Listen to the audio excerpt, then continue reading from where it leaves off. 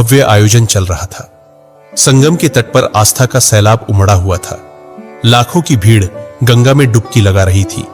अखाड़ों की चहल पहल और हर तरफ साधु संतों के तंबू लगे थे। लेकिन इस बार इस पवित्र आयोजन के बीच कुछ ऐसा होने वाला था जिसने सभी को हिलाकर रख दिया। सेक्टर 15 के बड़े शिविर में एक दिन सुबह एक नया साधु पहुंचा। उसकी लंबी दाढ़ी, माथे पर चंदन का बड़ा टीका और गेरुआ वस्त्र उसे बाकी साधुओं जैसा ही बना रहे थे। वह धीरे धीरे शिविर के अंदर आया और मुख्य साधु के चरणों में झुक गया। मुख्य साधु ने उसकी ओर देखा और बोले, महात्मा जी, आप कहां पधारे हैं? नए साधु ने हाथ जोड़ते हुए जवाब दिया, काशी से यहां संगम पर साधना करने की इच्छा थी, इसलिए आ गया। मुख्य साधु ने कहा, बहुत अच्छा, यह पवित्र भूमि है, आप यहां आराम से रह सकते हैं। साधु शिविर के एक कोने में बैठ गया। उसने अपने झोले से एक पोटली निकाली, उसमें से चंदन और राख अपनी हथेलियों पर लगाया और ध्यान में बैठ गया। बाकी साधु उसकी ओर ज्यादा ध्यान नहीं दे रहे थे, क्योंकि महाकुंभ में रोजाना ऐसे नए चेहरों का आना जाना आम था। दिन भर वह साधु अन्य संतों के साथ साधारण तरीके से समय बिताता। वह सुबह जल्दी गंगा स्नान करता, दिन भर प्रवचन सुनता और रात होते ही ध्यान में लीन हो जाता। लेकिन रात के समय उसका व्यवहार बदल जाता। रमेश, जो उस शिविर में सेवा का काम करता था, उसने पहली बार गौर किया कि यह नया साधु हर रात चुपके से शिविर से बाहर चला जाता है। एक रात रमेश ने देखा कि वह साधु शिविर के पीछे गया और जमीन में कुछ दबा दिया। रमेश ने अगली सुबह अपने दोस्त रामू से बात की। रमेश ने अपने दोस्त से कहा, यार मुझे लगता है यह नया बाबा कुछ गड़बड़ करने वाला है। फिर रामू ने कहा, क्यों, ऐसा क्या किया? रमेश ने बताया, कल रात मैंने देखा कि ये कुछ जमीन में दबा रहे थे, पता नहीं, लेकिन कुछ तो अजीब है।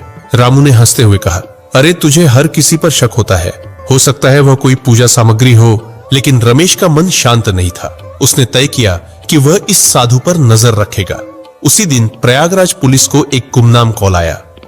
कॉलर ने बताया कि महाकुंभ में एक आतंकवादी साधु के भेष में छुपा हुआ है और वह बड़ी योजना बना रहा है। यह सुनकर पुलिस तुरंत सतर्क हो गई। इंस्पेक्टर मनु महाराज, जो महाकुंभ की सुरक्षा के प्रमुख थे, उसने अपनी टीम को अलर्ट कर दिया। इंस्पेक्टर मनु महाराज ने कहा, हमें हर शिविर की जांच करनी होगी। किसी भी संदिग्ध गतिविधि को नजरअंदाज नहीं किया जाएगा। खासकर नए चेहरों पर ध्यान दो। पुलिस ने सभी शिविरों की गुप्त निगरानी शुरू कर दी। इस बीच सेक्टर 14 के शिविर में वह नया साधु सामान्य तरीके से दिन बिता रहा था, लेकिन रात को उसकी हरकतें जारी थी।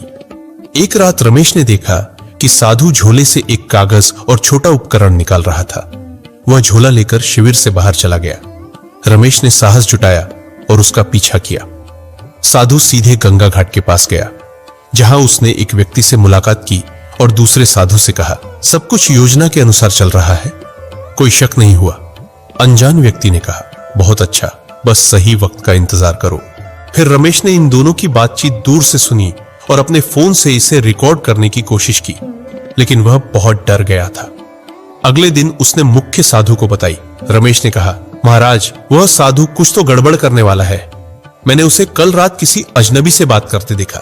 मुख्य साधु ने गंभीरता से कहा, हमें पुलिस को सूचित करना चाहिए। फिर रमेश ने हिचकते हुए कहा, अगर वह दोषी निकला तो? मुख्य साधु ने कहा, ऐसा करते हैं, आज रात उसकी हरकतों को फिर से देखते हैं। अगली रात रमेश ने और मुख्य साधु ने तय किया कि वे उस संदिग्ध साधु पर नजर रखेंगे।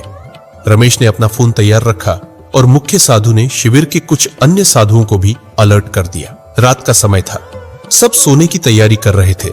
साधु फिर से अपनी झोली लेकर शिविर से निकला।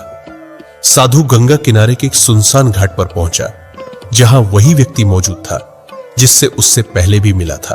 अनजान व्यक्ति ने बोला, तुमने तो कहा था कि काम पूरा हो गया है। साधु ने उत्तर दिया, हाँ, उपकरण सही जगह पर सेट कर दिए हैं, बस एक आदेश का इंतजार है। मुख्य साधु और रमेश यह सुनकर चौंक गए। रमेश ने इस बातचीत को रिकॉर्ड कर लिया। मुख्य साधु ने धीरे से रमेश से कहा, तुरंत पुलिस को बुलाओ। रमेश ने पुलिस को कॉल किया और उन्हें सारी जानकारी दी। इंस्पेक्टर और उनकी टीम तुरंत आ गई। इंस्पेक्टर ने कहा, हमें इस संदिग्ध साधु को रंगे हाथों पकड़ना होगा। पुलिस कर्मियों ने घाट की ओर जाने वाले सभी रास्तों को घेर लिया। कुछ जवान वेश बदलकर वहां पहुंचे ताकि साधु को उन पर शक न हो। साधु और उसका साथी अभी भी बातचीत में व्यस्त थे। साधु ने कहा, यह आखिरी चरण है, बस जैसे ही भीड़ ज्यादा होगी हमें अपना काम कर देनी है। अनजान व्यक्ति ने उत्तर दिया, यह हमला सबके लिए एक बड़ा संदेश होगा। कोई सोच भी नहीं सकता कि महाकुंभ जैसी जगह को निशाना बनाया जा सकता है। पुलिस टीम ने सही वक्त का इंतजार किया। जैसे ही साधु ने अपने झोले से एक और उपकरण निकाला, पुलिस ने उन्हें घेर लिया। इंस्पेक्टर मनु महाराज ने कहा, हाथ ऊपर करो, पुलिस से बचने की कोशिश मत करना। साधु और उसका साथी हड़बड़ा गए। साधु ने भागने की कोशिश की, लेकिन पुलिस ने उसे पकड़ लिया। झोले की तलाशी ली गई तो उसमें विस्फोटक उपकरण और कुछ नक्शे मिले। पुलिस ने तुरंत साधु और उसके साथी को गिरफ्तार कर लिया। पूछताछ में पता चला कि वह एक अंतर्राष्ट्रीय आतंकी संगठन का सदस्य था और वह भारत में कई सालों से छुप कर रह रहा था। इंस्पेक्टर ने पूछा, तुम्हारा मकसद क्या था? महाकुंभ जैसे पवित्र आयोजन को क्यों निशाना बनाया? आतंकवादी ने उत्तर दिया, भीड़ का डर सबसे बड़ा हथियार है। हमारा मकसद था यहाँ ऐसा हमला करना जो दुनिया को दहला दे, लेकिन तुमने हमारे योजना पर पानी फेर दिया। पुलिस को उसके झोले और शिविर के आसपास लगाए गए उपकरणों से बड़े हमले की योजना के सबूत मिले। अगले दिन प्रयागराज पुलिस ने मीडिया को बताया कि महाकुंभ में एक बड़ा आतंकी हमला टल गया। इंस्पेक्टर ने कहा, हम रमेश और मुख्य साधु के शुक्रगुजार हैं, जिन्होंने सही समय पर जानकारी दी। यह सब उनकी सतर्क और साहस का नतीजा है। रमेश और मुख्य साधु को महाकुंभ आयोजन समिति ने सम्मानित किया। मुख्य साधु ने कहा, हमने तो बस अपनी जिम्मेदारी निभाई। महाकुंभ पवित्र आयोजन है, इसे कोई अपवित्र नहीं कर सकता। रमेश ने कहा, अगर मैंने उस साधु पर नजर न रखी होती तो शायद कुछ बड़ा हादसा हो जाता। इस घटना ने सभी को सतर्क कर दिया कि आस्था के ऐसे बड़े आयोजनों में सुरक्षा और जागरूकता कितनी महत्वपूर्ण है।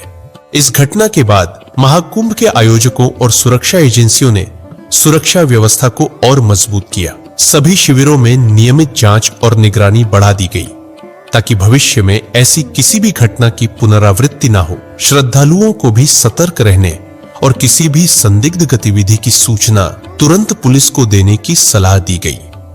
महाकुंभ जैसे विशाल आयोजनों में सुरक्षा की चुनौतियां हमेशा रहती है, लेकिन प्रशासन और जनता के सहयोग से इन चुनौतियों का सफलतापूर्वक सामना किया जा सकता है। महाकुंभ के दौरान साधु संत अपने तप, साधना और अलौकिक शक्तियों के कारण चर्चा में रहते हैं। एक प्रसिद्ध कहानी एक ऐसे नागा साधु की है जो किसी समय महाकुंभ में अपने चमत्कारों के कारण बहुत प्रसिद्ध हुआ। कहानी के अनुसार एक बार कुंभ में भीषण सूखा पड़ा। श्रद्धालु पानी की कमी से परेशान थे और संगम पर स्नान करना लगभग असंभव हो गया था। तब एक नागा साधु जो वर्षों से तपस्या कर रहा था, संगम के तट पर आया। उसने घोषणा की कि वह अपनी साधना और भगवान की कृपा से बारिश ला सकता है। साधु ने गंगा किनारे ध्यान लगाना शुरू किया। वह घंटों तक बिना हिले डुले बैठा रहा। लोगों का कहना है कि अचानक आकाश में बादल गिरने लगे और तेज बारिश होने लगी। संगम का पानी बढ़ गया और श्रद्धालुओं ने इसे चमत्कार माना। यह घटना इतनी प्रसिद्ध हुई कि लोग उस साधु को गंगा तपस्वी कहने लगे। इसके बाद उस साधु ने अपना अधिकांश जीवन गंगा के किनारे ही बिताया और लोगों की भलाई के लिए अपने तप का उपयोग किया। महाकुंभ में कई साधुओं को अपनी योगिक और तपस्वी शक्तियों का प्रदर्शन करते हुए देखा जा सकता है। कोई पानी पर चलने की कोशिश करता है तो कोई अग्नि में बैठकर ध्यान करता है। इन चमत्कारों को वैज्ञानिक दृष्टिकोण से समझना कठिन होता है, लेकिन इनका आध्यात्मिक महत्व बहुत गहरा है।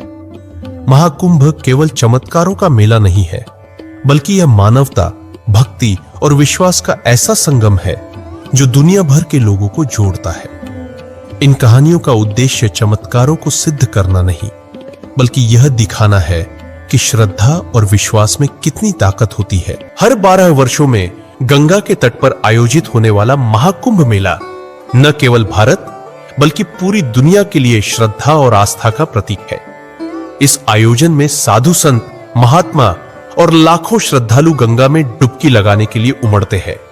कहते हैं कि इस पवित्र स्नान से जीवन के सारे पाप धुल जाते हैं। लेकिन इस बार का महाकुंभ कुछ अलग था। साधुओं और श्रद्धालुओं का विशाल जनसमूह गंगा के तट पर जमा हो चुका था। इसी भीड़ में एक विशेष चर्चा का विषय थे स्वामी अघोरानंद। स्वामी अघोरानंद के बारे में कहा जाता था कि वे वर्षों से हिमालय की गुफाओं में तपस्या कर रहे थे। वे कभी भीड़ भाड़ में दिखाई नहीं देते थे और साधारण लोगों की नजरों से दूर रहते थे। लेकिन इस बार उन्होंने महाकुंभ में शामिल होने का निर्णय लिया। उनका कहना है कि यह महाकुंभ उनके जीवन की अंतिम यात्रा का हिस्सा होगा। उनके आगमन की खबर से गंगा तट पर उत्सुकता और जिज्ञासा का माहौल बन गया। लोग कहते थे कि स्वामी जी के पास अलौकिक शक्तियां हैं। उनके दर्शन मात्र से लोग अपनी बीमारियों और कष्टों से मुक्ति पा जाते हैं। लेकिन कुछ लोग इस दावे पर सवाल भी उठाते थे। महाकुंभ के मुख्य स्नान वाले दिन स्वामी अघोरानंद अपने शिष्यों के साथ गंगा तट पर पहुंचे। उनकी उपस्थिति ने वहां मौजूद सभी श्रद्धालुओं को मंत्रमुग्ध कर दिया। उनके चेहरे की चमक, आंखों में तेज और चारों ओर फैली दिव्यता ने सभी को आश्चर्यचकित कर दिया। जैसे ही स्वामी जी ने गंगा में स्नान करने के लिए कदम बढ़ाया, अचानक से आसमान में अंधेरा छा गया। तेज हवाएं चलने लगी और गंगा की लहरें भयंकर रूप से उफान मारने लगी। भीड़ में खलबली मच गई। तभी एक अजनबी वृद्ध भिखारी उनके सामने आ खड़ा हुआ। वृद्ध भिखारी ने कांपती आवाज में कहा, स्वामी जी, आप इस गंगा में स्नान नहीं कर सकते। गंगा आपको रोक रही है। अगर आपने स्नान किया तो यह संसार एक महाविनाश की ओर बढ़ जाएगा। गंगा आपकी तपस्या से प्रसन्न है, लेकिन अभी वह आपके स्नान को स्वीकार नहीं कर सकती। यह सुनते ही